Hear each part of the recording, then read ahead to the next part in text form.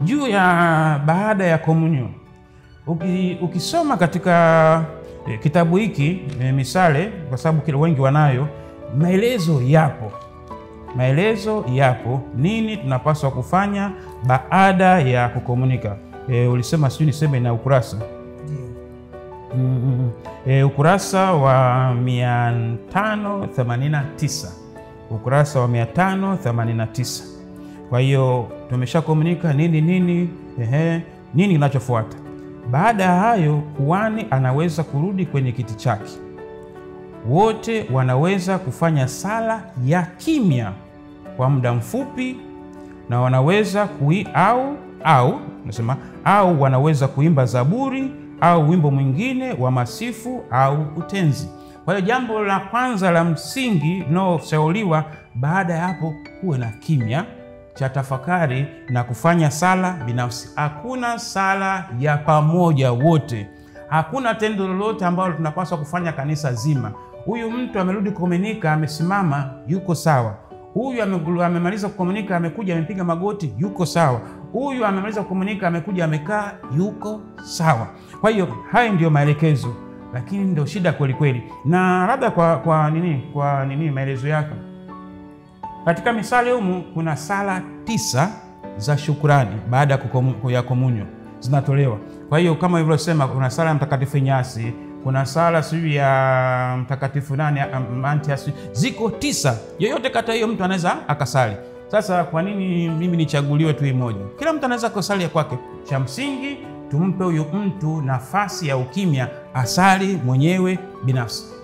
Hilo ndio maelekezo ya hapo.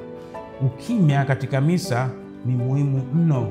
Yaani moja kati ya matendo ya kiliturujia, tunasimama, tunaketi, tunapiga magoti, padre au nana analala kifudifudi, lakini moja ya tendo muhimu kweli kweli ni ukimya. Na katika misa kuna nafasi 5 za ukimya. Mfano, mwanzoni pale pana tuombe, padre tunapoanza mwanzoni kabisa wa misa, tuombe, padre anapaswa kukaa kimya. Ile sala ile anaposema tuombe inaitwa collecta. Collecta kwa maana gani? Ni neno la Kiingereza linakusanya.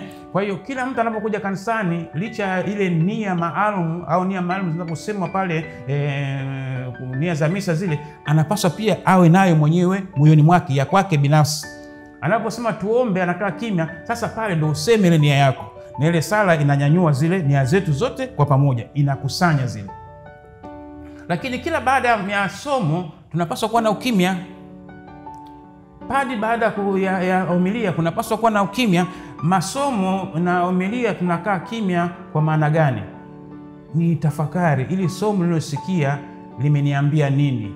Ili somo nililosikia linataka mimi nigeuke vipi? Ili somo nililosikia mimi napaswa kwenda kufanya nini? Mimi nikilisikia somo bila ya uamuzi kwamba nikitoka hapa naenda kugeuka kufanya nini, manake mimi sikusikia lile somo. Na ndio maana kati ya moja ile salamu za mwisho kabisa, nendeni mkahubiri injili ya Bwana. Mmesikia, sasa nendeni mkaishi. Kwa hiyo mimi kila baada ya somo na homilia lazima niseme nini ninachoenda kukifanya. Naenda kule kutangaza habari njema ipi? Mimi nataka kubadilika kitu gani? Na pia kuna ukimya ile baada ya kukomunika.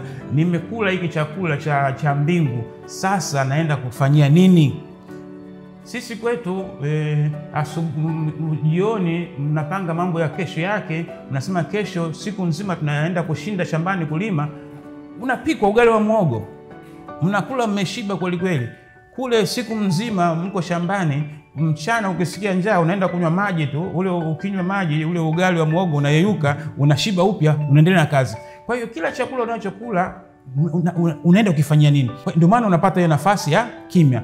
Unashukuru kwa kulishwa chakula cha mbingu, chakula cha kiroho. Sasa Kristo baada ya kunishibisha, naahidi kwenda kufanya kazi yako, unaenda kufanya hiki.